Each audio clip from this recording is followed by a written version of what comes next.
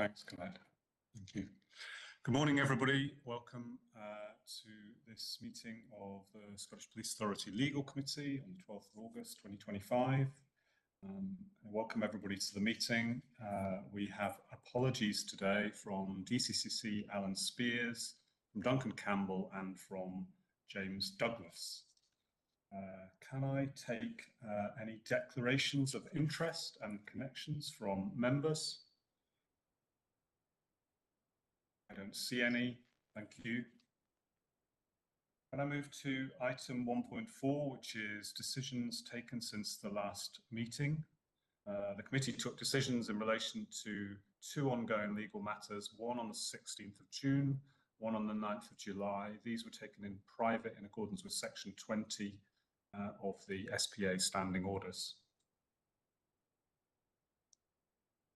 Move to item 1.5, decisions taken on business in private in accordance with section 20 of SPA standing orders. I will invite members to agree to taking agenda items 5 to 9 in private. Is that agreed?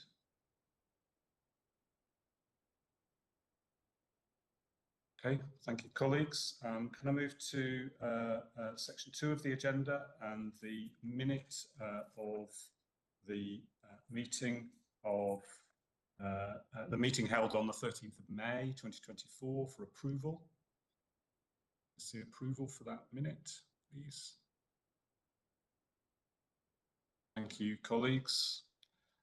So if I move to the public action log, we have two actions proposed for closure and one action proposed ongoing.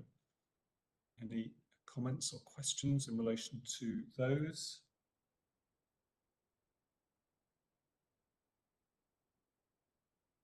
Pauline.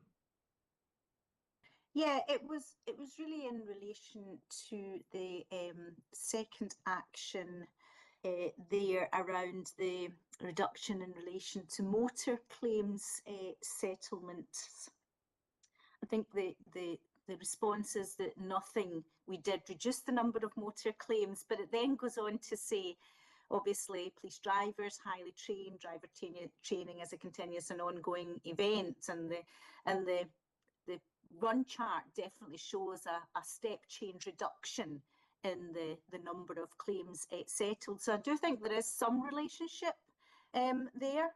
I'm not asking that we go back and retrospectively try to understand the direct relationship, but I do think that there's probably almost underselling the good work that goes on in training and development, and indeed by the legal team in terms of settling the claims thoroughly and diligently throughout the year.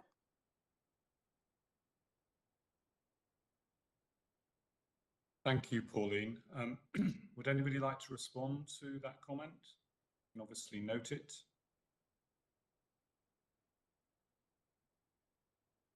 Any response?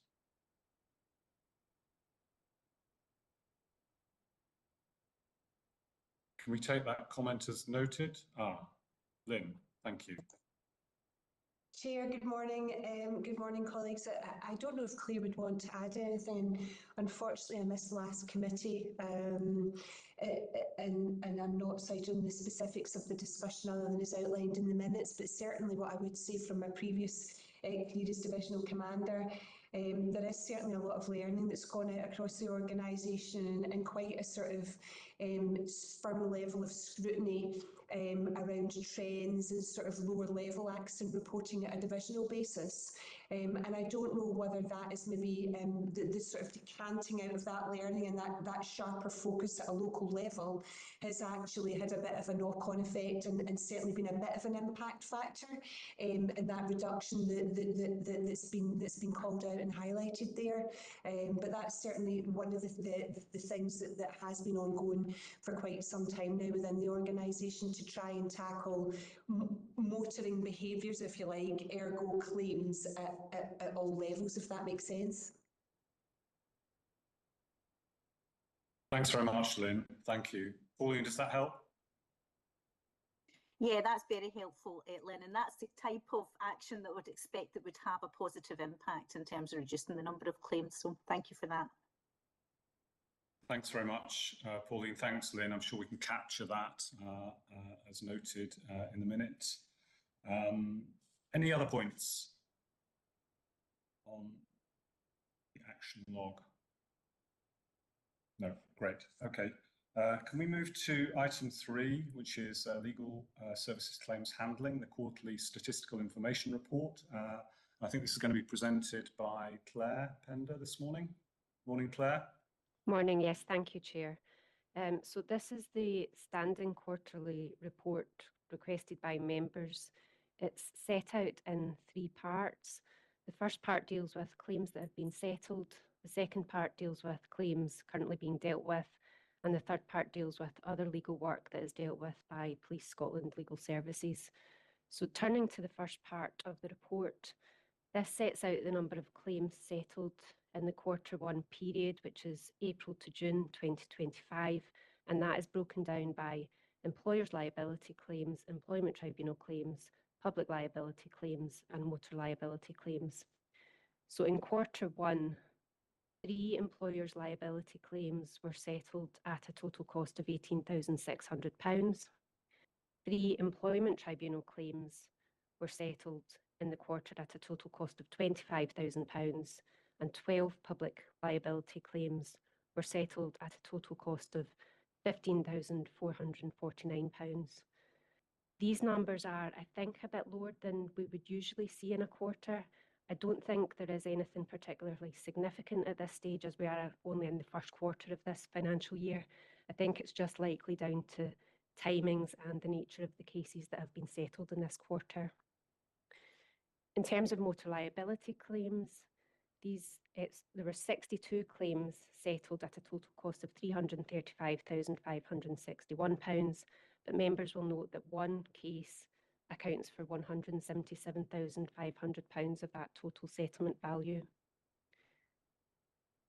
Turning to the second part of the report, page 7 shows the number of employers' liability cases currently being dealt with has slightly reduced. Members may recall from the last financial year-end report that there had been a bit of a jump in quarters 3 and 4, which was due to a large number of officers raising claims in respect of one incident in the Edinburgh area. So it may be that this is an indication of the number of claims reducing to the usually relatively static level.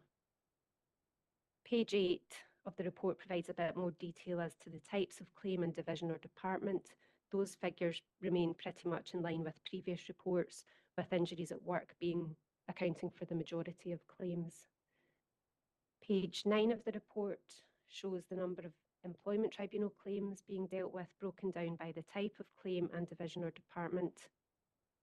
Disability discrimination remains the highest proportion of claims, followed by sex discrimination. It's maybe worth saying that that's reflective of the national picture. It's been reported recently by ACAS that the number of disability discrimination cases that have come in through ACAS early conciliation has increased by almost 41% in the last year. There is ongoing work led by the Human Resources Department around disability discrimination, and particularly around reasonable adjustments, which is an area of particular risk that we face. It's also my understanding that following a recent restructure of the Human Resources Department, there is going to be an employee relations organisational learning review group set up. So that will have a focus on learning in the employee relations space, and that will bring together existing mechanisms for learning, such as case management, outcomes of employment tribunals, etc., evaluation of ongoing organisational working practices, staff surveys. So that's a particular new development that will have a focus on organisational learning in the employee relations space. Page 10 of the report shows the number of public liability claims broken down by area. The new claims register is now being populated with the different types of claim. That is still a work in progress. However, I'm hopeful for the next report that we should be in a position to start providing a more detailed breakdown of the types of public liability claims that are being dealt with in the same way that we do with the employer's liability claims and the employment tribunal claims. There does appear to have been a bit of a reduction in the number of PLCs compared to the last financial year. I don't have a particular explanation for that. I'm not aware of that being the result of anything that we've particularly done around public liability claims, but we'll see as the financial year progresses whether that's a continuing trend or it's just a bit of a blip in this quarter. Appendix 1 shows the total cost of settlements over the past 5 financial years. From year to year, obviously, there can be a fairly significant variance both upwards and downwards, which is the nature of litigation. However, there was a particularly significant jump in the settlement figure for public liability claims in the last financial year, which I think was discussed at the last SPA Legal Committee meeting. As members may recall, Q4 of the last financial year saw a very large litigation being settled, which accounts for the majority of that 2024-2025 public liability settlement figure. In terms of motor liability claims, members will note that although the number of claims has reduced, the cost of settlements has increased. I believe the reasons for this, again, have been discussed in previous meetings, but in essence, it relates to increased costs associated with motor liability cases, such as increases in the costs of labour and parts. And then finally, Appendix 2 of the report sets out some high-level information around other work carried out by the Legal Services Department. It shows the number of new files opened in Q1 by category and type, and the number of legal inquiries fielded by the department. That's a quick run-through of the report. I would be happy to take any questions on it. Thanks very much indeed, Claire. That's a very helpful run through the report. I'm going to open it up immediately for questions, and I can see questions and comments. I can see Tom Halpin has his hand up. Tom. Thank you, Claire. Looking at the current claims and employment liability, Edinburgh seems to have a larger number than Glasgow, which is counterintuitive, because it's all about injury at work in Edinburgh, because it's spread across others in Glasgow. Although it says there's no obvious increase in years and years, is there something there in terms of practice or the situation that would have such a difference between two major locations for the organisation?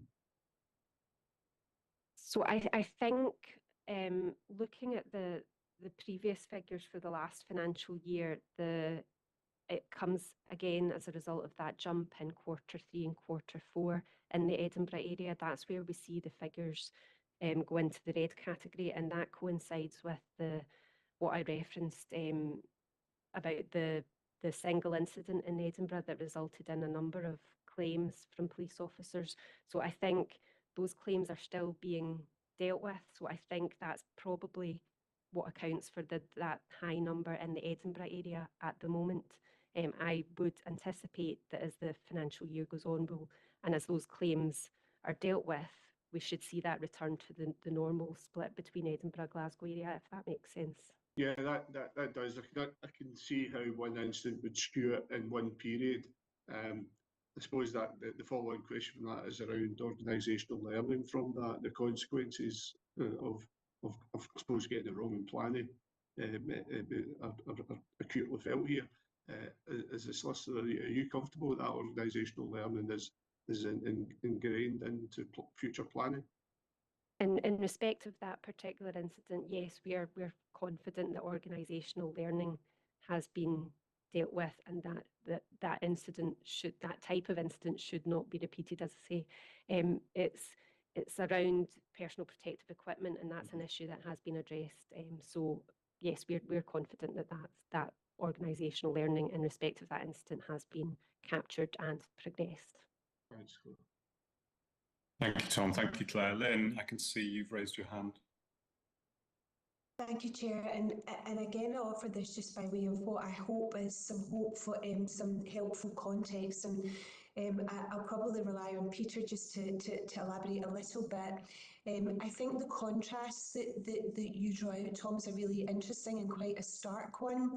And it occurs to me, because I have responsibility for health and safety, we, over the course of the last few months, have been running a pilot in G Division and Greater Glasgow Division around a much more assertive approach to reporting near misses, because what we did see was a declining trend in those being reported across the organisation. So Don McLean, whom you'll know is the Health and Safety Manager, worked with the team. There's a pilot there that brought that into very sharp focus within G Division. And the reporting in G Division has gone up by round about 70%, as we discussed at the Health and Safety Board last week. So it may well be that because G Division is flagging the issues, I note there around about the slips, trips and falls, because that's getting flagged at an earlier stage and there are opportunities to remedy, it's having a knock-on effect in terms of the actual number of injuries that have been sustained and liability there. So it's doing what it's intended to do. And I suppose the positive news around that is, because of the success of that pilot, the evaluation is still being completed, but the plan is over the course of the year to roll that out across the rest of the divisions. So I would hope that might have an impact. And Peter, I appreciate that that's probably a very blunt summary of something that's quite nuanced, but I don't know if there's anything you might want to add, or if I've sort of expressed that clearly enough. Thank you. Thank you, Lynn. Yeah, Chair, if you don't mind. Yeah, I think, Lynn, you've described it very well. Probably some of the most important reporting, if I can, easy enough for me to say, is actually near misses. Because I would far rather, and I say this all the time, I'd far rather have 100 near misses than one accident report. If we have an accident report, then somebody's probably had an injury. It's almost like that business of it's too late. Whereas with near misses, if we can pick up trends that are happening with near misses, then we can actually take action about it. Now, one example of that was, I think it was last year, there was quite a lot of near miss reports coming in about incidents when officers were putting prisoners in and out of vans and police vehicles. We picked that up as a trend and we contacted officer safety training. So now officer safety training refreshers, they actually have cell vans and they have police vehicles there, and they're actually refreshing the training for our officers in how to do that. So on the near miss reporting, that's really important. I think I know the incident that we're talking about at Edinburgh, and I wouldn't mind commenting on that. Clearly, we have now taken a huge step in relation to that type of injury across the force. And I think we're one of, if not the only force in Britain who actually now provides that PPE to all their frontline officers. So I think that's a major plus for us. Yes, we have got these claims coming in, which are really unfortunate. But again, I think as well, though, it's great to hear that we're actually getting things reported. And the pilot that Lynn's talking about, we are rolling that out now. So hopefully we will get a better response from our officers, which will help us to react to stuff or preempt future incidents occurring. Hopefully that's been of some assistance to you, sir. Thank you. Thanks, Peter. Thanks, Lynn. Tom, is there anything else you want to say before I come to Mary? Thanks to everyone for their contributions. It's been really, really helpful. Just as a sort of reflection on it, is that the PPE equipment, as I understand, actually was available. It just wasn't in the planning picked up. It would be an absolute requirement in those situations. If I was to juxtaposition that with the construction industry at the planning stage, it just wouldn't be acceptable not to have taken that into account. So there's a cultural shift, because policing has always been there, but as a last resort, and had to put, and from time to time we'll have to expose people to risk, and there'll be personal decisions and dynamic risk assessment, all the rest of that. Totally understand that, but there needs to be a shift in the planning stage of operations, where it's now not, have you thought about that? this is core requirement to make sure that PPE is in the planning. So it's making sure there's a systemic shift in how we actually plan these very complex and high risk operations. So, but I appreciate that's not easy. It's just that reflection. It's not just great. It's great to hear about the near misses increasing, Peter, and I totally agree with you that the near misses don't tend to result in liabilities. We've talked about liabilities at once. So thank you very much. Thanks, Tom. Peter, do you want to briefly come back before I bring Mary in? Yes, thanks, Chair. And just very briefly, just for your information, Mr. Hartman, following that, I can give you an assurance that every planning meeting now, that item of PPE is clearly identified and is clearly enforced to make sure that everyone does have it with them, but more importantly, that they actually wear it. So we have picked up on that very quickly. Thank you, Peter. Thank you. Mary. Yeah, thank you very much, Chair, and thank you, Claire, for all of the information you've provided in the report. It's all very useful and interesting. My question is around the issue of the employment tribunals that relate to disability discrimination, which I think is the majority of claims that we get. And my experience is that with these employment tribunal cases, there will have been an opportunity at some stage to make appropriate adjustments that help somebody to overcome any difficulties they have due to their disability. And quite often those opportunities are missed. So I was looking for a reassurance that our managers who would have to respond to a request for reasonable adjustments have easy access to expertise that would help them decide how to address what it is somebody needs to be able to work without risk of injury. So that expertise could be occupational health, could be other experts, but can I just have some assurance about the opportunities our managers have to get that kind of support? Yes, so I think that's a fair reflection, Mary. So I think there are two types of reasonable adjustment cases that we deal with. One is very much in that sphere that you talk about, where it's managers needing the support to understand the duty around reasonable adjustments. And then there's a second type of case where there's a debate about what is reasonable and what we can accommodate as an organisation. But to address the point that you make in relation to our managers, so as this is something that is very much on the radar of our Human Resources Department, and as part of this restructure that I mentioned, my understanding is that divisions, departments will have that more dedicated HR resource to assist with these particular types of cases. They also have the occupational health option available as well. And there is, my understanding, is a short life working group that has been in place to look at the issue of reasonable adjustments and how we better deal with reasonable adjustments and support line managers to be able to understand and deal with reasonable adjustments. So there is quite a lot. It's still as a work in progress, but there's a lot of work that is ongoing in that space, because it is very much on the radar that this is one of the biggest risk areas and biggest proportion of claims that we face. I hope that offers some reassurance. As I say, it is very much a work in progress, but there is a lot of work ongoing. Thank you, Claire. That's exactly what I was hoping to hear, and obviously we'll be able to keep an eye on how these claims progress. Like to see a reduction, obviously, but it is a work in progress, as you say. So thank you very much. Thank you, Chair. Thank you very much, Mary. Are there other questions or comments on this report? I don't see any. Perhaps if I could just say, obviously I'm aware that some discussions have been going on over time and offline about the presentation of the report. I think we welcome the progress that's been made in terms of providing more data, trend analysis and so on.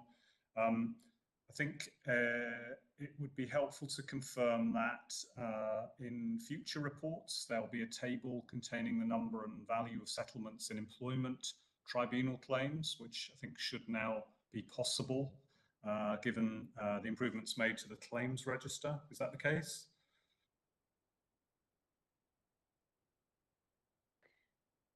Sorry, Chair, so that is settlements in employment tribunal claims. Yes.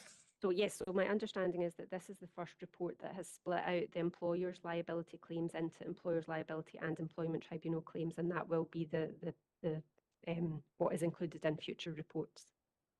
Thank you. Any further comments on any of that?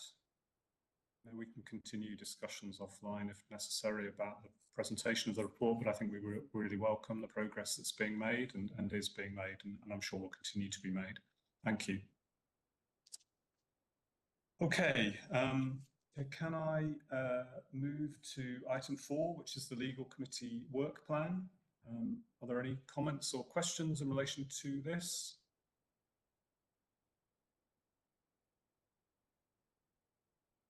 Don't see any. Can we note the work plan? Thank you. Okay, I think we're now ready to move to the private section of the agenda, colleagues.